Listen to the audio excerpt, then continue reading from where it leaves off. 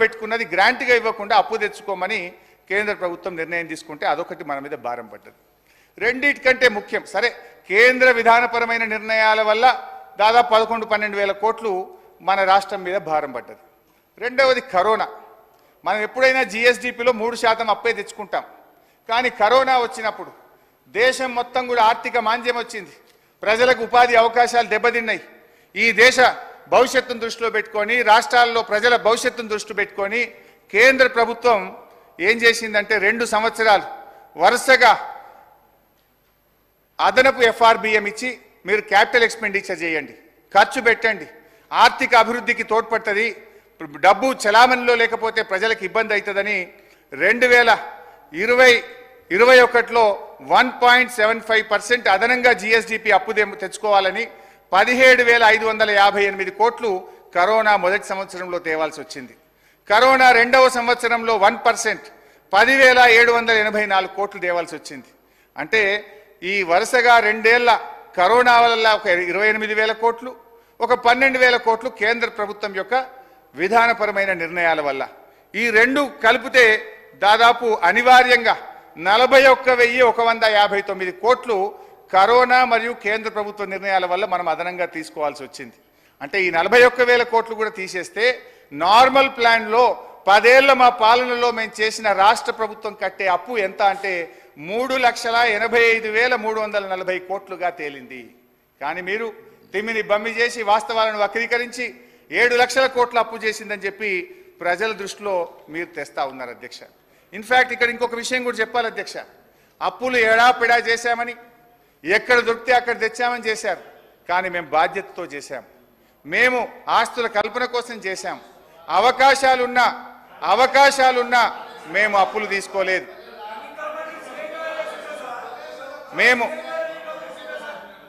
మేము సార్ వద్దు, మీరు ఆగండి. నేను బాధ్యతతో చెప్తున్నాను అధ్యక్ష, కేంద్ర ప్రభుత్వము మీరు విద్యుత్ సంస్కరణలు చేయండి, 5 ఏళ్ల పాటు ఏటా 0.5% ఎఫ్ఆర్బిఎం అదనంగా ఇస్తామన్నారు. అంటే 30,000 కోట్లు తెచ్చుకునే అవకాశం ఉంది. మన పక్కన కాంగ్రెస్ అధికారంలో ఉన్న కర్ణాటకలో విద్యుత్ సంస్కరణ అమలు చేశారు, ఆంధ్రప్రదేశ్లో చేశారు, దేశంలో అనేక రాష్ట్రాల్లో విద్యుత్ సంస్కరణలు అమలు చేసి వాళ్ళు 30,000 కోట్లు తెచ్చుకున్నారు. ఇదే సభలో సభానాయకుడిగా ఉన్న కేసీఆర్ గారు నా గొంతులో ప్రాణం ఉండగా విద్యుత్ సంస్కరణలు అమలు చేయను, ఆ 30,000 కోట్లు మాకు అవసరం లేదు, ఒక పని తక్కువ చేసుకున్నా సరే విద్యుత్ సంస్థలను ప్రైవేట్ పరం చేయము, మీటర్లు పెట్టము అని సభానాయకుడిగా చెప్పారు. నిజంగా అప్పు పుడితే మేము తెచ్చుకోవచ్చు అనుకుంటే ఆ 30,000 కోట్లు తెచ్చుకొని ఉండేవాళ్ళం కదా. మేము ఆ రోజు ఆ అవకాశం ఉన్నా కూడా దాన్ని వినియోగించుకోలేదంటే మా బాధ్యత ఈ రాష్ట్రం పట్ల, భవిష్యత్ తరాల పట్ల ఎంత బాధ్యతాయుతంగా వ్యవహరించామో కూడా ఒకసారి గుర్తు తెచ్చుకోవాలి. అధ్యక్ష హరీష్ రావు గారు 1 మినిట్. సభ ఒకవేళ 1 అవర్ ఉంటే ఇండియన్ నేషనల్ కాంగ్రెస్కు సంబంధించిన వాళ్ళు 65 మంది ఉన్నారు, 32 నిమిషాలు మాట్లాడాలి. 2 గంటలు నడిస్తే 65 నిమిషాలు మాట్లాడాలి, 3 గంటలు నడిస్తే 97 నిమిషాలు మాట్లాడాలి. బీఆర్ఎస్కు సంబంధించిన వాళ్ళు 38 మంది ఉన్నారు కాబట్టి 1 అవర్ నడిస్తే 19 నిమిషాలు మాట్లాడాలి, 2 అవర్స్ నడిస్తే 38 మినిట్స్ మాట్లాడాలి, 3 అవర్స్ నడిస్తే 57 మినిట్స్ మాట్లాడాలి. బీజేపీకి సంబంధించిన 8 మంది ఉన్నారు కాబట్టి 1 అవర్ నడిస్తే 4 నిమిషాలు, 2 అవర్స్ నడిస్తే 8 నిమిషాలు, 3 అవర్స్ నడిస్తే 12 నిమిషాలు. ఎంఐఎంకు సంబంధించిన 7 మెంబర్లు ఉన్నారు కాబట్టి 1 అవర్ నడిస్తే 4 నిమిషాలు, 2 అవర్స్ నడిస్తే 7 నిమిషాలు, 3 అవర్స్ నడిస్తే 11 నిమిషాలు. సిపిఐకి సంబంధించిన 1 మెంబర్ ఉన్నాడు కాబట్టి గంట నడిస్తే 1 నిమిషము, 2 గంటలు నడిస్తే 2 నిమిషాలు, 3 గంటలు నడిస్తే 3 నిమిషాలు. ఇది ఒరిజినల్గా సభ ముందున్న సమయం ఇది.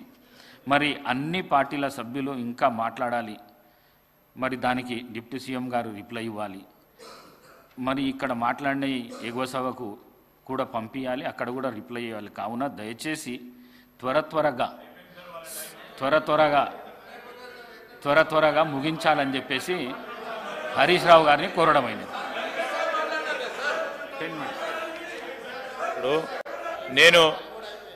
ఇప్పుడు మీరు చెప్పిన సూచన మేరకు భయపడేది లేదా, హౌస్ నడిపియాలా? ఏం మాట్లాడుతున్నారు?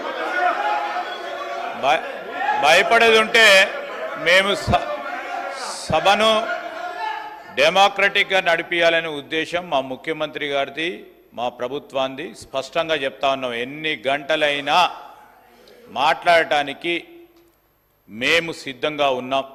కానీ సభా సమయాన్ని దృష్టిలో పెట్టుకొని, ఎందుకంటే వారు కూడా చెప్పారు ఇంతకుముందు, మేము 10 సంవత్సరాలు ఇక్కడ కూడా కూర్చున్నాం మాకు తెలుసు అని, వారి అనుభవాన్ని కూడా దృష్టిలో పెట్టుకొని వారు ఇప్పటి వరకు గంట సేపు మాట్లాడారు అధ్యక్ష. 1 అవర్ 10 o'clock to 11, 60 నిమిషాలు పూర్తి స్థాయిలో సమయమైంది. పూర్తి స్థాయిలో సమయం కూడా అయిపోయింది. నేను దయచేసి చెప్తా ఉన్నాం అధ్యక్ష, ఈరోజు ఇక్కడే కాదు, గౌరవ డిప్యూటీ చీఫ్ మినిస్టర్ గారు మళ్ళా కౌన్సిల్కి వెళ్ళాలి, అక్కడ కూడా సమాధానం చెప్పాలా. సీనియర్ శాసనసభ్యులు మండే ట్యూస్డే అనే దానికి ఇది బడ్జెట్ సెషన్కి సంబంధించిన అంశం అధ్యక్ష. మేము చేసే కార్యక్రమం చేస్తూ ఉన్నాం. దయచేసి సభా సమయాన్ని దృష్టిలో పెట్టుకొని క్లుప్తంగా సంక్షిప్తంగా మాట్లాడే అనుభవం ఉంది. మరి నేను ఈరోజు కూడా చెప్తా ఉన్నాం, ఇప్పటికే పూర్తి స్థాయిలో గంట సమయం అయింది. గౌరవనీయుల హరీష్ రావు గారు మాట్లాడి ఇంకోరు సభ్యులకి మళ్ళా వారి సమయం అయిపోయింది కనుక ఇంకోరు సభ్యులకి ఇచ్చే అవకాశం ఇవ్వని కోరుతా ఉన్నాను. స్పీకర్ సార్, ఇది 2023-24 బడ్జెట్ అసెంబ్లీ ప్రతి అధ్యక్ష. అప్పుడు కాంగ్రెస్ పార్టీకి 6 సభ్యులు, గౌరవనీయులు ఈనాటి ఉప ముఖ్యమంత్రి ఆనాటి సిఎల్పి నాయకులుగా వారి నాయకత్వంలో 6 ఉండేవారు. వారు ఆ రోజు 11:30కు అధ్యక్ష 11:30కు స్టార్ట్ చేసి 12:30 దాకా గంట సేపు వితౌట్ ఏ సింగిల్ ఇంటరప్షన్, ఒక్క మంత్రి కూడా లేవకుండా నాన్ స్టాప్ 1 అవర్. చదువు బుక్ పంపిస్తా చూడు, రికార్డు ఇది, నేనేం మాట్లాడతాను, చదువుకో బాబు. అమ్మగారికి ఈ బుక్ చూసుకుంటారు. అయితే నేను ఒకటే చెప్తా ఉన్నా స్పీకర్, అప్పుడు కూడా ప్రొసీజర్ పరంగా రూల్ 152 మేరకు ఈరోజు మేము చెప్తా ఉన్నాం, 18 మంది కాంగ్రెస్ శాసనసభ్యులు ఉండటం, దానికి సంబంధించే అక్కడ ఉన్న గౌరవ శాసనసభాపతి గారు కూడా ఆ విధంగా సమయం ఇవ్వటం జరిగింది. ఇప్పుడు మళ్ళా లెక్కలకు పోతే తప్పు ఒప్పు అన్నీ కూడా అయితే అధ్యక్ష, నేను ఈరోజు చెప్తా ఉన్నాను, దయచేసి సభా సమయాన్ని దృష్టిలో పెట్టుకోమని కోరుతా ఉన్నాం. అంతే. లెక్కలు చాలు చేసింది మీరా నేనా? లెక్కలు చాలు చేసింది మీరు లెక్కలు చెప్తే నేను చెప్పాల్సి వచ్చింది, నేను చేయలే కదా. నేను మాట్లాడటం ఆపి లెక్కలు చెప్పింది మీరు. అధ్యక్ష, దయచేసి నేను కోరేది ఒకటే, బడ్జెట్ కంటే ఈ శాసనసభకు ప్రధానమైంది ఇంకోటి ఉండదు. ఈ శాసనసభకు అత్యంత ప్రాధాన్యత కలిగినటువంటి అంశం, శాసనసభలో చర్చించాల్సిన అంశమే బడ్జెట్. బడ్జెట్కే టైం లేదంటే ఇది ఎక్కడి పద్ధతి అధ్యక్ష? ఒకరు కాదు, ప్రధాన ప్రతిపక్షంలో 2-3 మాట్లాడేటువంటి ఆనవాయితీ ఉంటుంది. సో కైండ్లీ నేను మిమ్మల్ని కూడా లోపలికి వచ్చి కూడా రిక్వెస్ట్ చేసిన, బడ్జెట్ మీద ఎంత చర్చ జరిగితే మీకు ఇంకా 4 ఏళ్ళు మీ ప్రభుత్వానికి అవకాశం ఉంది. మేమేమన్నా తప్పులో ఒప్పులో ఎత్తి చూపితే అందులో న్యాయం ఉంటే మీరు సరి చేసుకుంటే మీకే మంచి పేరు వస్తుంది. బేసిజాలకు పోయి మమ్మల్ని మాట్లాడనీయక మా గొంతు నొక్కితే నష్టం జరిగేది మీకే. So you should take in a sportive manner. మేము చెప్పే దాంట్లో వాస్తవాలు తీసుకొని సరి చేసుకుంటే మీకే మంచి పేరు వస్తుంది. లేదు మీరు చెయ్యరనుకో, ప్రజల్లో మీకు చెడ్డ పేరు వస్తుంది. మా గొంతు ఈడ నొక్కుతారేమో కానీ ప్రజల గొంతు అయితే నొక్కలేరు కదా, ప్రజాక్షేత్రంలోనైతే మా గొంతు నొక్కలేరు కదా. So please try to give me at least ఇంకొక 1.5 గంటల సేపు ఇవ్వాలి అధ్యక్ష. I need 2.5 hours. ఇప్పుడు మొదటి గంటలో ఉప ముఖ్యమంత్రి గారు 3 సార్లు లేచిండ్రు, జూపల్లి గారు 1 సారి లేచిండ్రు, శ్రీధర్ బాబు గారు 2 సార్లు లేచిండ్రు. ఆల్మోస్ట్ 20 minutes టైం వాళ్ళే తీసుకున్నారు అధ్యక్ష. ఇకపోతే అధ్యక్ష 2.5 hours ఏంటి సార్? అరే సార్ 1 అవర్లో సంక్షిప్తంగా చెప్పదలుచుకునేది వారికి కూడా తెలుసు అధ్యక్ష. ఆల్రెడీ 1 అవర్ అయిపోయింది, ఇంకా 2.5 hours అంటే అధ్యక్ష. శ్రీధర్ బాబు గారు 1 అవర్లో 20 నిమిషాలు మీరే మధ్యలో ఇంటరప్ట్ చేసి చేయకపోతే ఈ పాటికి నాకు 20 నిమిషాలు సేవ్ అవుతుండే కదా సార్. స్పీకర్ సార్ నేను I don't want to waste my time sir. అయితే అప్పుల గురించి మాట్లాడుతున్నారు, మరి నాణానికి ఒకవైపే చూపిస్తున్నారు కానీ మేము క్రియేట్ చేసిన ఆస్తుల గురించి కూడా ఈ ప్రభుత్వం చెప్పాలి కదా అధ్యక్ష. ఈరోజు మా ప్రభుత్వం వచ్చిన తర్వాత అధ్యక్ష, మిషన్ భగీరథ కార్యక్రమాన్ని చేపట్టి ఈ రాష్ట్రంలో ప్రతి ఇంటికి త్రాగునీరిచ్చింది మా ప్రభుత్వం క్రియేట్ చేసిన ఆస్తి కాదా అధ్యక్ష? ఇదే మహబూబ్ నగర్ జిల్లాలో కల్వకుర్తి, నెట్టెంపాడు, భీమా, కోయిల్ సాగర్ల మీద 4,000 కోట్లు ఖర్చు పెట్టి 6,36,000 ఎకరాలకు నీళ్లిచ్చి ఆస్తుల కల్పన చేసింది నిజం కాదా అధ్యక్ష? అధ్యక్ష, మొన్న ఈ మధ్య సీతారామ పంపులు ఆన్ చేసి నెత్తిన నీళ్లు జల్లుకున్నారు. 8,000 కోట్ల రూపాయలు సీతారామం మీద ఖర్చు పెట్టింది ఆస్తి కాదా అధ్యక్ష? దేవాదుల మీద 6,000 కోట్లు, ఇవాళ దేవాదుల 300 రోజులు నడిచే విధంగా కట్టిన సమ్మక్క బ్యారేజ్ మీద 2,000 కోట్ల రూపాయలు, కాళేశ్వరంలో 94,000 కోట్లు, పాలమూరు లిఫ్ట్ ఇరిగేషన్ మీద 27,000 కోట్లు, తుమ్మిల్ల భక్త రామదాసు ప్రాజెక్టులను అగ్రగామి వేగవంతంగా పూర్తి చేసి అటు ఖమ్మం జిల్లాలో ఇటు మహబూబ్ నగర్ జిల్లాలోని ఆలంపూర్కు నీళ్లిచ్చింది నిజం కాదా?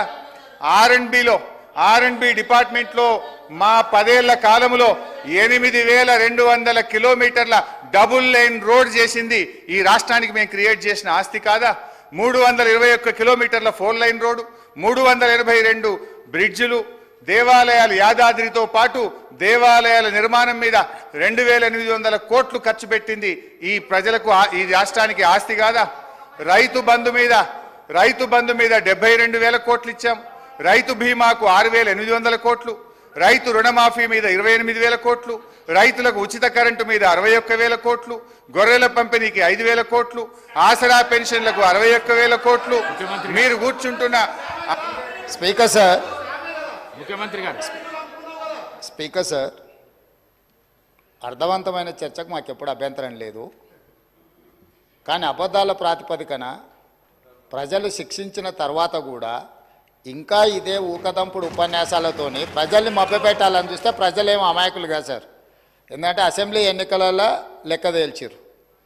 ఆ లెక్కతో సరిపోక ఇట్లనే మొదటి శాసనసభ సమావేశాలలో తొండి లెక్కలు అన్నీ చెప్తే పార్లమెంట్లో గుండు సున్నిచ్చారు. అయినా కూడా ఆలోచన మారలేదు, విధానము మారలేదు. ఔటర్ రింగ్ రోడ్డు 159 కిలోమీటర్లు ఆనాడు కాంగ్రెస్ పార్టీ అద్భుతంగా ప్రపంచానికి ఆదర్శంగా ఉండే ఔటర్ రింగ్ రోడ్డును నిర్మిస్తే లక్షల కోట్ల రూపాయల విలువైన ఔటర్ రింగ్ రోడ్డును పల్లి బఠానీలకు అమ్ముకున్నట్టు 7,000 కోట్ల రూపాయలకు అమ్మి తెగనమ్మి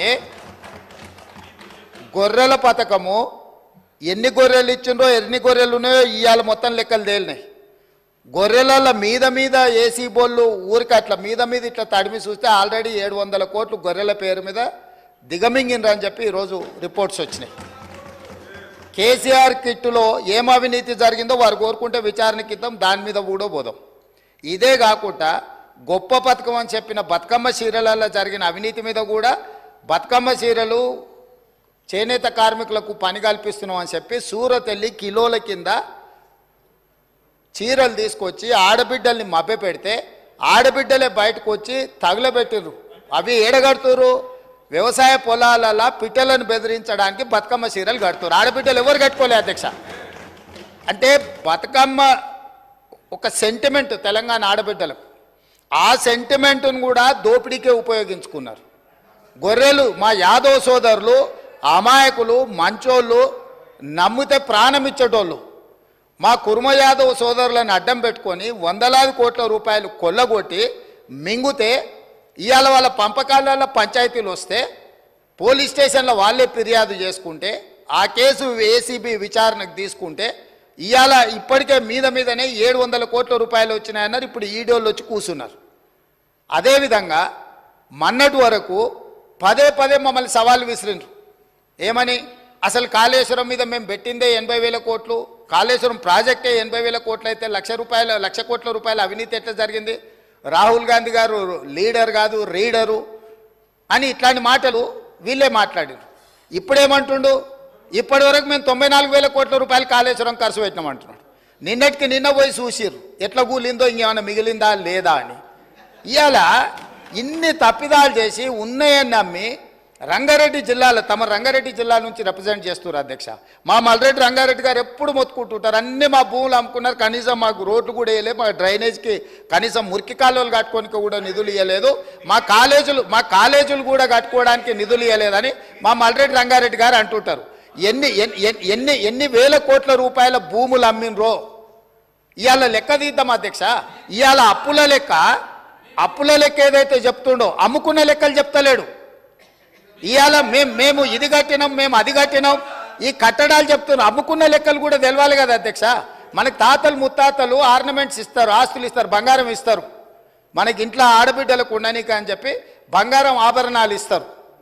కానీ ఇంట్లో ఎవరో ఒకరు వ్యసనాలకు లోనయ్యి తాగుడుకో జూదానికో అలవాటు పడి తాతలు ముత్తాతల నుంచి వచ్చిన బంగారం అంతా తెగ నమ్ముకుంటారు, భూములు తాకట్టు పెడతారు. తాతలు తండ్రి ముత్తాతలు సంపాదించిన గౌరవం పేరు మీద ఊర్లో అప్పు పుడితే అప్పు కూడా తీసుకొచ్చి అప్పు కూడా పెట్టి ఎక్కడిదక్కడ కథం పడతారు. ఇవాళ 10 ఏళ్ళైనా అధ్యక్ష, నేను మిమ్మల్ని ఒకటే మాట్లాడగదలుచుకున్నా. ఏమన్యాయం చేసినాం అధ్యక్ష? పాలమూరులో మేము చంద్రశేఖరరావుకి ఏమన్యాయం చేసినాం? ఏం చేసినాం?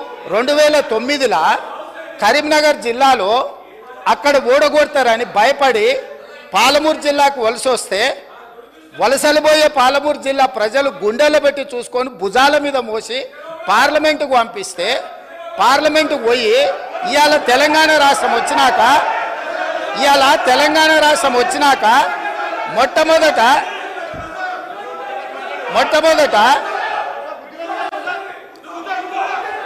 కూర్చోండి కూర్చోండి కూర్చోండి. మొట్టమొదట ఆనాడు ఆదరించి భుజాల మీద మోసి పార్లమెంటుకు పంపిస్తే తెలంగాణ రాష్ట్రం వచ్చిన తర్వాత వచ్చిన తెలంగాణ రాష్ట్రానికి మొట్టమొదటి ముఖ్యమంత్రిగా వారి బాధ్యత ఏంది అధ్యక్ష? పాలమూరు జిల్లా ప్రాజెక్టులు పూర్తి చేయొద్దా అధ్యక్ష? ఈ రోజు కూడా ఉమ్మడి రాష్ట్రంలో ఏ అన్యాయం ఏ నిర్లక్ష్యానికి పాలమూరు జిల్లా గురైందో, మా తట్టపని పారపని వలస బతుకులు ఎట్లున్నాయో బీఆర్ఎస్ పార్టీ అధికారంలోకి వచ్చిన 10 ఏళ్లలో అంతకంటే దారుణంగా తయారైనవి. ఇవాళ 10 ఏళ్ల తెలంగాణ రాష్ట్రంలో కూడా అదే కల్వకుర్తి, భీమా, నెట్టంపాడు, కోయిల్సాగరు, పాలమూరు, రంగారెడ్డి, ఎత్తిపోతల, సంగంబండ, రాజోలి బండ, జూరాల ఏ ప్రాజెక్టు కూడా ఈ 10 సంవత్సరాలలో దాదాపుగా 17.5 లక్షల కోట్లు అప్పులు లెక్కలైతే 20 లక్షల పైన కోట్ల రూపాయలు ఖర్చు పెట్టినా మా పాలమూరు జిల్లా ప్రాజెక్టులు పూర్తి కాకపోవడానికి వీళ్ళ దుర్మార్గం కారణం కాదా? ఈరోజు రంగారెడ్డి జిల్లా ఆనాడు మీరు కానీ అక్కడ కూర్చున్న వాళ్ళు కానీ రాజశేఖర రెడ్డి గారిని ఒప్పించి ప్రాణహితలో ప్రారంభమయ్యే ప్రాజెక్టును చేవెళ్లకు తీసుకొచ్చి చేవెళ్లలో శిలాఫలకం వేపించి చేవెళ్ల ప్రాంతంలో రంగారెడ్డి జిల్లాలో 1000 కోట్ల రూపాయలు ఖర్చు పెట్టిన ప్రాజెక్టులను రంగారెడ్డి జిల్లాను ఎడారిగా మార్చడానికి మెదక్ జిల్లా వరకు నియంత్రించి ఇవాళ 3000 టీఎంసీలు గోదావరి జలాలు సముద్రంలో కలుస్తుంటే సముద్రంలోనైనా గోదావరి జలాలు కలవాలి కానీ చేవెళ్ళకు కానీ వికారాబాద్ కానీ తాండూరు కానీ పరిగికి కానీ కొడంగల్కు కానీ గోదావరి జలాలు ఇవ్వద్దని కుట్ర చేసి ఇదే ఈ రోజు అక్కడ కూర్చున్నోళ్ళు ఆ ఎల్ల అర్ధాంతరంగా అసంపూర్తిగా ఆపిన పనులను పరిశీలించడానికి మనం పోలేదా అధ్యక్ష? చేవెళ్ళ చౌరస్తాలో శిలాఫలకం ముందర మనం నిరసన తెలపలేదా అధ్యక్ష? ఏం పాపం చేసింది అధ్యక్ష రంగారెడ్డి జిల్లా? రంగారెడ్డి జిల్లాలో భూములు అమ్ముకుంటారు, రంగారెడ్డి జిల్లాలో ఉన్న ఆస్తులు అమ్ముకుంటారు. ఇవాళ చేవెళ్ళ ప్రాజెక్టును మొత్తం నిర్వీర్యం చేసి ఇంకా సిగ్గు లేకుండా ఈడికొచ్చి మేము ఎలుగబెట్టినామని ఇవాళ ఈడికొచ్చి మాటలు చెప్తుండ్రా? కాంగ్రెస్ పార్టీకి పోయినసారి 19 మంది ఎమ్మెల్యేలు ఉంటే 5 మంది 6 మంది అని ఎట్లా లెక్కలు చెప్తాడు అధ్యక్ష? ఇవాళ తెలంగాణ సమాజం మొన్న జరిగిన శాసనసభ ఎన్నికలలో కాళ్ళు చేతులు ఇరిసేసిండ్రు, అయినా మారకపోతే పార్లమెంట్ ఎన్నికలలో ఉరి తీసిండ్రు. గుండు సున్నా ఇచ్చినాక కూడా బుద్ధి మారకుండా ఇట్లా మాట్లాడు కరెక్ట్ కాదు అధ్యక్ష. విద్యుత్తు మీద కూడా నేను మా మంత్రివర్యులు చెప్తారు, విద్యుత్తులో కేంద్ర ప్రభుత్వాన్ని మేము ఏదో పోరాటాలు చేసినామని తప్పుడు ఒప్పందాలు ఏమేం చేసిండ్రో మీటర్లు పెట్టడానికి ఒప్పుకున్న అనుమతులు ఏంటో అన్ని లెక్కలు తీసి ఇదే సభలో పెట్టి అడుగుతాము. ఇప్పుడు మీ ద్వారా వారు నిజంగానే చాలా నిజాయితీగా నడుపుంటే నేను ఒక్కటే మాట అడుగుతున్నా, బతుకమ్మ చీరల మీద, కేసీఆర్ కిట్ల మీద, గొర్రెల పంపకాల మీద, ఈ 3 పథకాల మీద మీరు గొప్ప పథకాలు అంటున్నారు కదా, దీని మీద విచారణకు సిద్ధంగా ఉన్నారా? దీని మీద సమాధానం చెప్పండి అని నేను అడుగుతున్నా అధ్యక్ష.